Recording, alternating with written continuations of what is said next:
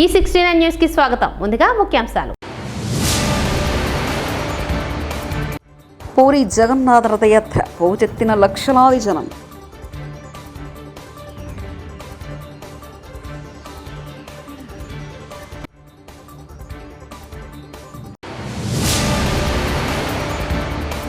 కాంగ్రెస్ ప్రభుత్వం విద్యా వ్యవస్థను నిర్లక్ష్యం చేస్తుంది. హరీష్ రావు.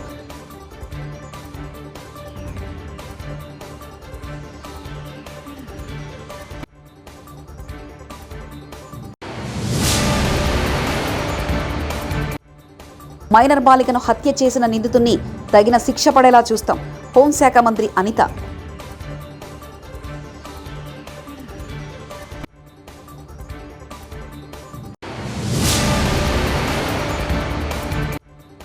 తెలుగు రాష్ట్రాల ముఖ్యమంత్రుల భేటీ శుభ పరిణామం.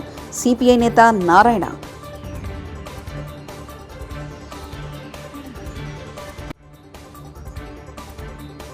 ప్రపంచ ప్రఖ్యాతిగంచిన ఒడిశా పూరి జగన్నాథ రథయాత్ర ఈరోజు మొదలైంది. ఈ క్రమంలో గంట గంటకు భక్తుల రద్దీ పెరుగుతుంది. ఈ దివ్య క్షణం కోసం అంతా వేచి చూస్తున్నారు. సింహద్వారం వద్ద స్వామివారి కోసం రథాలు వేచి ఉన్నాయి. ఏడాది 2 రోజుల పాటు భక్తులకు రథాలు లాగే భాగ్యం కలగనుంది.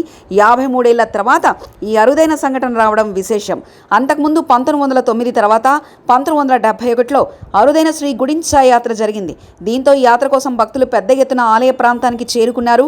జగన్నాథ రథయాత్రలో రాష్ట్రపతి ద్రౌపది ముర్ము కూడా పాల్గొన్నారు. కాంగ్రెస్ ప్రభుత్వం విద్యా వ్యవస్థను నిర్లక్ష్యం చేస్తుందని మాజీ మంత్రి సిద్దిపేట ఎమ్మెల్యే తన్నీరు హరీష్ రావు విమర్శించారు. సీఎం రేవంత్ రెడ్డికి ఈరోజు హరీష్ రావు బహిరంగ లేఖ రాశారు. టీచర్లు, పుస్తకాలు, దుస్తుల కొరత, వేతనాల చెల్లింపుల ఆలస్యం వంటి సమస్యలు విద్యా వ్యవస్థను పట్టి పీడిస్తున్నాయన్నారు. విద్యాశాఖ కూడా సీఎం వద్ద ఉన్న సమస్యల మీద ఎందుకు దృష్టి పెట్టడం లేదని ప్రశ్నించారు. కాంగ్రెస్ పాలన టీచర్లు, విద్యార్థుల పాఠశాలకు శాపంగా మారిందని ఆందోళన వ్యక్తం చేశారు. వైసీపీ అధినేత వైఎస్ జగన్మోహన్ రెడ్డి ప్రస్తుతం కడప జిల్లా పులివెందుల పర్యటనలో ఉన్నారు. నేడు 2వ రోజు.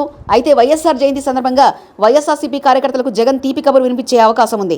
వారికి జీవిత బీమా, ప్రమాద బీమాను ప్రకటిస్తారని తెలుస్తుంది. ఎంత మొత్తం అనేది ఇంకా నిర్ధారణ కాలేదని, 10 లక్షల రూపాయల వరకు బీమా ఉండవచ్చని అంటున్నారు.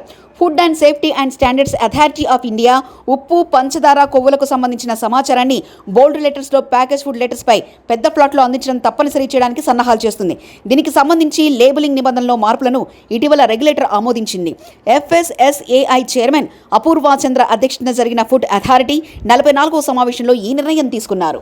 అనకాపల్లి జిల్లా రాంబిల్లి మండలంలో ఓ మైనర్ బాలికను హత్య చేసిన నిందితుడిని పట్టుకొని తగిన శిక్ష పడేలా చూస్తామని రాష్ట్ర హోంశాఖ మంత్రి వంగలపూడి అనిత తెలిపారు. ఇంట్లో ఉన్న 9 ఏళ్ల బాలికను అదే గ్రామానికి చెందిన 26 ఏళ్ల యువకుడు దారుణంగా హత్య చేసిన సంగతి తెలిసిందే. నిందితుడు హత్య చేసిన అనంతరం పరారీలో ఉన్నాడు. నిందితుడిని వెంటనే పట్టుకోవాలని జిల్లా పోలీసులను ఆదేశించినట్లు మంత్రి అనిత తెలిపారు. సంఘటనపై CM Chandrababu Naidu, deputy CM Pawan Kalyan, మంత్రి నారా లోకేష్ తనను అడిగి వివరాలు తెలుసుకున్నట్లు ఆమె వివరించారు. బాధిత కుటుంబానికి ప్రభుత్వ పరంగా అవసరమైన సాయాన్ని అందిస్తామని అనిత హామీ ఇచ్చారు. హత్య చేయడం జరిగింది. దానికి సంబంధించి ఇంచుమించుగా 18 పేజీల వాంగ్మూలం గురించి వాంగ్మూలానికి ఒక లెటర్ కూడా పెట్టున్నాడు. అక్కడ అతనైతే ఇప్పుడు మనకి పరారులో ఉన్నాడు. ఎట్టి పరిస్థితుల్లోని కూడా పోలీస్ డిపార్ట్మెంట్ అంతా కూడా సుమారుగా 8-9 బృందాలు కూడా ఏర్పాటు చేయడం జరిగింది. అన్ని బృందాలు కూడా ఈ రోజు అతనికి పట్టుకోవడానికి ప్రయత్నం కానీ ఎట్టి పరిస్థితులు పట్టుకొని తీరుతాయి. ఎందుకంటే ఎవరు చట్టం ముందు ఎవరు కూడా తప్పించుకునే పరిస్థితి లేదు. డెఫినెట్ గా ఎవడైతే హత్య చేశాడో అతన్ని ఇమీడియట్ గా మేము పట్టుకునే ప్రయత్నం కానీ పట్టుకుని తీరుతాం. డిపార్ట్మెంట్ వాళ్ళకి కూడా చాలా క్లియర్ ఇన్స్ట్రక్షన్స్ వెళ్ళి చంద్రబాబు నాయుడు గారు, లోకేష్ బాబు గారు, పవన్ కళ్యాణ్ గారు కూడా దీని మీద ఆరా తీయడం జరిగింది, నాతో మాట్లాడడం జరిగింది. డెఫినెట్ గా ఎట్టి పరిస్థితుల్లోని నిందితుడు ఎవరైతే ఉన్నాడో అతి తొందరగా వీలైతే ఈ రోజు రేపటిలోనే నిందితుడిని పట్టుకుని అరెస్ట్ చేసే పరిస్థితి. నిజంగా అదే కనుక జరిగితే, నిజంగా అమ్మాయి దగ్గర నుంచి కంప్లైంట్ వెళ్ళి ఆ పోలీసులు కనుక పట్టించుకోలేదన్న సంగతి తెలిస్తే డెఫినెట్ గా ఏ పోలీస్ అయితే ఆ పోలీసు మీద చర్యలు తీసుకుంటాం. అందులో ఎక్కడ కూడా బ్యాక్ స్టెప్ వేసే పరిస్థితి లేదు. కానీ మాకు వచ్చిన ఇన్ఫర్మేషన్ ఏంటంటే అటువంటి పరిస్థితి ఏమీ లేదు. చాలా సడన్ వచ్చి అతను హత్య చేసి వెళ్ళాడు అన్నది మాకు వచ్చిన ఇన్ఫర్మేషన్. నిజంగానే బ్రదర్ కూడా చాలా ఇనిషియేషన్ తీసుకున్నాడు. ఇంతకు ముందు కూడా తను బెంగళూరులో పనిచేశాడు. ఇనిషియేషన్ తీసుకుని ఈ అబ్బాయి నుంచి 26 సంవత్సరాలు, ఆ అమ్మాయి చూస్తే 13 సంవత్సరాలు వయసు. నిందితుడు ఎవరైతే ఉన్నాడో ఆ అబ్బాయి కూడా 26-27 సంవత్సరాల వయసు. సో ఈ సిచ్యువేషన్స్ లోనే వాళ్ళందరికీ చాలా సేఫ్ గార్డ్ చేశాడు. కానీ దురదృష్టంతో అమ్మాయిని కాపాడుకోలేకపోయారు. కానీ ఎన్ని పరిస్థితుల్లో నిందితుని ప్రభుత్వం తరఫు నుండి ఎటువంటి సాయం కంపల్సరీగా చంద్రబాబు నాయుడు గారితో మాట్లాడతాం. ఎటువంటి పరిస్థితుల్లో అమ్మాయి చిన్నపిల్ల, మైనర్ బాలిక, అమ్మాయికి ప్రభుత్వం నుంచి అందాల్సిన సహాయ సహకారాలన్నీ కూడా అందిస్తాం. సంఘటన జరుగుతున్న సందర్భంలో పోలీస్ డిపార్ట్మెంట్ వాళ్ళు కూడా చాలా ఫర్మ్ గా ఉన్నారు. లాస్ట్ టైం మీరు చూసారు చీరాల సంఘటన జరిగింది. చీరాల సంఘటన జరిగిన తర్వాత సుమారుగా 36 గంటలు నిందితులు పట్టుకుని రిమాండ్ కూడా పంపించుకోవడం జరిగింది. ఎక్కడ ఏమి జరిగినా చాలా యాక్టివ్ గా పోలీస్ డిపార్ట్మెంట్ వాళ్ళు పనిచేస్తున్నారు. ఎక్కడ జరగకుండా ఉండే బాధ్యత కూడా తీసుకుంటున్నాం. వీటన్నిటికీ కూడా మూలకారణం గాంజాయి మత్తులో చాలా మంది చేస్తున్నారు, డ్రగ్స్ మత్తులో చేస్తున్నారు. కాబట్టి వాటిని పూర్తిగా ప్రక్షాళన చేయడానికి ఒక క్యాబినెట్ సబ్ కమిటీని కూడా ఏర్పాటు చేసుకుని మొన్ననే మేము టాస్క్ ఫోర్స్ కూడా ఏర్పాటు చేయడానికి కూడా సిద్ధంగా ఉన్నాం. ఒక టోల్ ఫ్రీ నెంబర్ అన్ని కూడా ఏర్పాటు చేస్తాం. టీడీపీ కూటమి ప్రభుత్వం వైసీపీ నాయకులు కార్యకర్తల మీద దాడులు ఆపి మేనిఫెస్టో మీద దృష్టి పెడితే బాగుంటుందని, మహిళలకిచ్చిన హామీలపై అధికారంలోకి రాగానే వెంటనే అమలు చేస్తామని చంద్రబాబు చెప్పాడు. కానీ కూటమి ప్రభుత్వం హామీల అమలుపై ఇంతవరకు ఒక్క అడుగు కూడా ముందుకు వేయలేదని వరదు కళ్యాణి వైఎస్ఆర్సీపీ ఎమ్మెల్సీ వ్యాఖ్యానించారు. డేట్ ఇచ్చి మరీ ఇచ్చిన పరిస్థితి మనం చూసాం. కూటమి అనేది ఎన్నికలకు ముందు అంతకంటే ఎక్కువ హామీలు ఇస్తానని చెప్పి ప్రజలకు చెప్పడం జరిగింది. ప్రజలు నమ్మారు. అసలు సంవత్సరంన్నర ముందే చంద్రబాబు నాయుడు గారు సూపర్ 6 అని పథకాలు ప్రవేశపెట్టారు. ఒక మేనిఫెస్టో పెట్టి ప్రజల్లోకి తీసుకెళ్లారు. మళ్ళీ ఒకవేళ మహిళలు నమ్మరేమో అని చెప్పేసి బాబు షూరిటీ భవిష్యత్ గ్యారంటీ అనేసి ఇంటింటికి వెళ్ళి మహిళలకి బాండ్ పేపర్స్ కూడా ఇచ్చి వాళ్ళకి నమ్మించారు. మహిళలు నిజంగా జగనన్న 99% హామీలు అమలు చేసినా కూడా ఇంకొంచెం ఎక్కువ ఇస్తున్నారు, ఈ కూటమి ఇస్తాము అని చెప్పారు. కాబట్టి వాళ్ళకి నమ్మి ఓట్లు వేయడం జరిగింది. చూస్తే గవర్నమెంట్ అధికారంలోకి వచ్చింది కూటమి ప్రభుత్వం. చంద్రబాబు నాయుడు గారు ముఖ్యమంత్రిగా, పవన్ కళ్యాణ్ గారు ఉప ముఖ్యమంత్రిగా ప్రమాణ స్వీకారాలు అయ్యాయి. మంత్రులు ప్రమాణ స్వీకారం అయ్యింది. దగ్గర నెల కావస్తూ ఉంది. ఈ పరిస్థితిలో ఈ మహిళల కోసం ఇచ్చిన హామీలు అమలుకు ఎంతవరకు శ్రీకారం చుట్టలేదు. ఎందుకంటే ఈ రాష్ట్రంలో ఉన్న మహిళలందరూ ఆందోళన చెందుతున్నారు. ఏది ప్రతి మహిళకి నెలకి 1500 ఇస్తామన్నారు, ఎప్పుడు ఇస్తారు? అలాగే చదువుకునే పిల్లలకి ప్రతి బిడ్డకి కూడా, స్కూల్కి వెళ్ళిన ప్రతి బిడ్డకి కూడా 15,000 ఇస్తానన్నారు, ఎప్పటి నుంచి ఇస్తారు? అలాగే ఉచిత బస్సు ప్రయాణం ఎప్పటి నుంచి ఇస్తారు? అలాగే 3 సిలిండర్లు ఎప్పటి నుంచి ఇస్తారు అనేసి మహిళలు ఆందోళన చెందుతూ ఉన్నారు. మేము అడిగితే ఏంటి నెల అయిందే కదా, ఎందుకు తొందర అంటూ ఉన్నారు. కానీ వీళ్ళు హామీ ఇచ్చినప్పుడు ఏం చెప్పారు? జూలై 1కే అన్నీ కూడా అమల్లోకి వచ్చేస్తాయి, మొదటి నెల నుంచి అమలు చేసేస్తామని చెప్పారు. ఇదే కూటమి ప్రభుత్వం 2014లో అమల్లోకి వచ్చినప్పుడు ఏం చెప్పింది? చాలా హామీలు ఇచ్చారు, ఏ ఒక్కటి కూడా నెరవేర్చలేదు. మహిళలకు తీసుకుంటే డ్వాక్రా రుణమాఫీ చేస్తానని చేయలేదు. అలాగే తీసుకుంటే 0 వడ్డీ 2016 నుంచి ఆపేయడం జరిగింది. దానివల్ల మహిళలందరూ కూడా డ్వాక్రా సంఘాలు ఎన్పిఏలుగా మారిపోయిన పరిస్థితి ఆ రోజుల్లో చూసాం. ఆడబిడ్డ పుడితే 25,000 రూపాయలు ఇస్తానని చెప్పి ఇవ్వని పరిస్థితి. అలాగే సొంత ఇంటి కళ ఆడపిల్లలకి, ఆడవాళ్ళకి నెరవేరుస్తానని ఆ రోజు చంద్రబాబు నాయుడు గారు చెప్పి నెరవేర్చలేదు, మనం చూసాం. అలాగే రైతులకి రైతు రుణమాఫీ చేస్తానని నెరవేర్చలేదు. అప్పుడు ఇలాగా హామీలు అమలు చేయకుండా మోసం చేశారు. ఇప్పుడు చూస్తే నెల కావస్తుంది. ఒకవేళ అమలు చేద్దాం అనుకుంటే దానికి ఏం చేయాలి గవర్నమెంట్? దానికి సన్నాహక సమావేశాలు పెట్టాలి, మార్గదర్శకాలు రూపొందించాలి, ఈ డేట్స్లో ఈ పథకం రిలీజ్ చేస్తామని చెప్పాలి. అవేమీ చేయట్లేదు. దాంతో ఈ రాష్ట్రంలో ఉన్న ఆడబిడ్డలందరూ కూడా ఆందోళన చెందుతూ ఉన్న పరిస్థితి.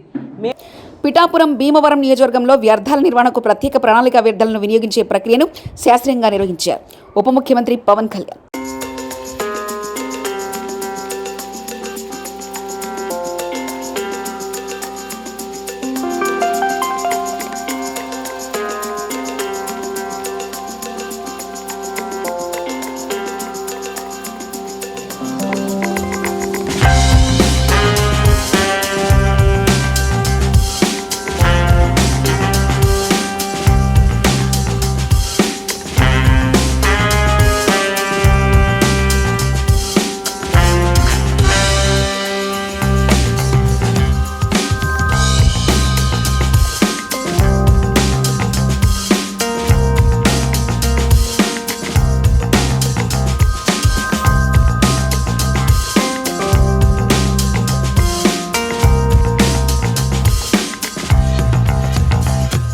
రెండు తెలుగు రాష్ట్రాల ముఖ్యమంత్రులు భేటీ శుభపరిణామమని సిపిఐ జాతీయ కార్యదర్శి నారాయణ అన్నారు. కమిటీల ద్వారా విభజన సమస్యలు పరిష్కరించుకోవాలని వారి నిర్ణయానికి సిపిఐ మద్దతు తెలుపుతుందని చెప్పారు. తెలుగు రాష్ట్రాలకు కేంద్రం నుంచి రావాల్సిన ప్రయోజనాలను తెచ్చేలా ఆంధ్ర, తెలంగాణ ముఖ్యమంత్రులు పనిచేయాలని కోరారు. సెంటిమెంట్ కావచ్చు, బ్రిటిష్ కాలంలో వచ్చినటువంటి బిల్లు కదా అవి, దాన్ని మారుస్తామంటే ఎవరైనా అసలు బ్రిటిష్ అంతా మనకి ఏమనుకుంటారు? ప్రత్యేకంగా చట్టాన్ని రాజద్రోహం ఇప్పుడు ఏమన్నా ఆ పేరు మార్చి దేశద్రోహం అని పెట్టారు. అంటే యాక్ట్లో అన్నీ ఒకటే, సెక్షన్ అంతా పేరు మార్చారు. పౌర హక్కులు వాళ్ళకి కేవలం బెయిలబుల్ కేసులు కావు. 2 వరకు పెట్టేసి ఏ కేసు అయినా సరే 2 ఏళ్ళకి పైన సెట్ చేసేస్తున్నారు. ఫైన్స్ కూడా అట్లా పెంచారు. బిల్స్ అవి మరి ప్రభుత్వం చేసే చట్టాలను నిరసించే హక్కు ఉండగా నిరసించడానికి వీలు లేకుండా మీరు చేసేటువంటి చట్టాలు పేరుకేమో మీరు బ్రిటిష్ వాళ్ళు అంటున్నారు, కానీ దాంట్లో అన్యాయం చేస్తున్నారు. బ్రిటిష్ వాళ్ళు ఏది ఉండదనుకుంటే మరి బిల్డింగ్ని పడగొట్టండి, బ్రిటిష్ వాళ్ళు కట్టినటువంటి బాక్రా ఇది ఇవన్నీ పడగొట్టండి. ఇది కేవలం సెంటిమెంట్స్ ఉపయోగించి ప్రజలకు వ్యతిరేకంగా చేస్తున్న పనులు మేము దాన్ని తీవ్రంగా ఖండిస్తున్నాం. దేశం మొత్తం మీదుగా ఇప్పుడు ప్రతిపక్ష పార్టీ ఐక్యత పెరిగింది, భవిష్యత్తు కూడా ఇంకా పెరుగుతుంది. పెరిగి ప్రభుత్వ వ్యతిరేక విధానాల కోసం గట్టిగా ఫైట్ చేయాల్సిందే. ఇప్పుడు రేవంత్ రెడ్డి వచ్చాడు, కాంగ్రెస్ పార్టీ నాయకుడు, చంద్రబాబు నాయుడు వచ్చాడు. మళ్ళా వీళ్ళిద్దరికీ సెంటిమెంట్స్ ఉంటాయని నేను అనుకోను. They are about sentiments. Chandrababu Naidu కానీ Revanth Reddy politics, these are politicians. ఇప్పుడు వాళ్ళు మంచిది నిన్న కలిసి మాట్లాడుకున్నారు, వివరాలు ఇంకా తెలియదు. అంటే ఒక కలిసి కూర్చొని మాట్లాడమే ఒక మంచి అంశంగా మేము పరిశీలిస్తున్నాం. నేను స్వాగతం పలుకుతున్నాం. నేను ఎమ్మెల్యేగా పరిష్కారం చేసుకునే డిసిషన్కి సిపిఐ పూర్తి తోడ్పాటు ఉంటుంది. అబ్నార్మల్ ఏమైనా ఉంటే మేము చెప్తాం, ఓపెన్గా చెప్తాం. అటు ఐఏఎస్ ఆఫీసర్లు ఎక్కడ పోయినా మీకుంటే విలువ మీకుంటుంది. ఎందుకు గవర్నమెంట్ బాధ్యత పనిష్మెంట్ గురవుతున్నారు? సినీ నటుడు రాజ్ తరుణ్ లావణ్య వ్యవహారంలో తమకు ఎలాంటి సంబంధం లేదని సినీ నటి మాల్వి మల్హోత్రా స్పష్టం చేశారు. లావణ్యను తన సోదరుడు బెదిరించలేదని వెల్లడించారు. తన కుటుంబ సభ్యులకు లావణ్య ఎవరో కూడా తెలియదని, ఆమెను ఎప్పుడూ చూడలేదని తెలిపారు. తనపై ఆరోపణలు చేస్తున్న లావణ్యపై సైబరాబాద్లోని మహిళా పోలీస్ స్టేషన్లో ఫిర్యాదు చేశారు. తన కుటుంబం హిమాచల్ ప్రదేశ్లో నివసిస్తుందని చెప్పారు. ఒకసారి షూటింగ్ సందర్భంగా తన కుటుంబ సభ్యులను రాజ్ తరుణ్ కలిశాడని ఆమె వెల్లడించారు. లావణ్య చేసిన ఆరోపణలో వాస్తవం లేదని వివరించారు. రాజ్ తరుణ్ తన సహనటుడు మాత్రమేనని, కలిసి పనిచేశామని స్పష్టం చేశారు. తాము సినిమాలు షూటింగ్ల గురించి మాత్రమే మాట్లాడుకునే వాళ్ళమని తెలిపారు. లావణ్యే తన కుటుంబ సభ్యులను బెదిరిస్తుందని, ఆమె ఇలా ఎందుకు చేస్తుందో అర్థం కావడం లేదని ఆమె వాపోయారు. During my last scheduled shoot, she called me first time, and after that she abused my parents. So me and Raj Tarun mutually decided like we will not talk to each other, and I want to know from where she got my dad's number. Is she tracking my call list? Is she tracking my phone? Please find out, because if she is doing that, it's a huge crime. I can put a cyber crime case on her. And after that, me and Raj Tarun mutually decided not to talk to each other because she is harassing me and my family. October, November, December, Jan, Feb, no conversation between me and Raj Tarun. March tarvata our promotion group WhatsApp lo JND and all the promotion started. I had to talk to him because it's a promotion, and from last 15 days she's harassing my family to another core. She's writing all the abusive text about me, my brother and everyone to my dad. My dad didn't even open the messages. I have given, see, she's put the complaint on like me and my brother that we threatened her. It's other way around. She called me. There is not even there is not no, where is that chat that my brother threatened her? No, where is that threatening? I want to see that threatening. I will talk about this audio. Yeah, it's my brother, but where is the threatening? He went to jail. There is another case. No. There is no threaten from my brother's side. Please read the chat. Okay, we have it. Okay. Yeah. We only met through our producer. We work together, and there is nothing between me and Raj Tarun. We are co-actors. We are like friends. We only talked about cinema, books, and nothing else. Puri Jagannath రథయాత్ర పోటెత్తిన లక్షలాది జనం.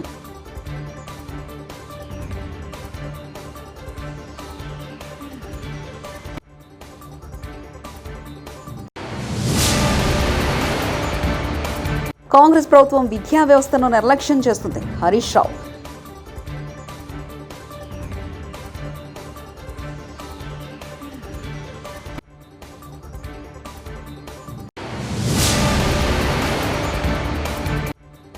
Minor బాలికను హత్య చేసిన నిందితుడిని తగిన శిక్ష పడేలా చూస్తాం. హోంశాఖ మంత్రి అనిత.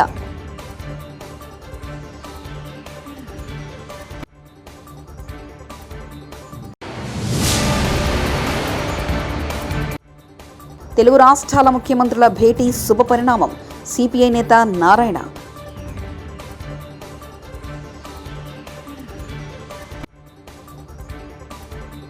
ఈ 69 న్యూస్ ఇంతటితో సమాప్తం. కీప్ వాచింగ్ ఈ 69 న్యూస్.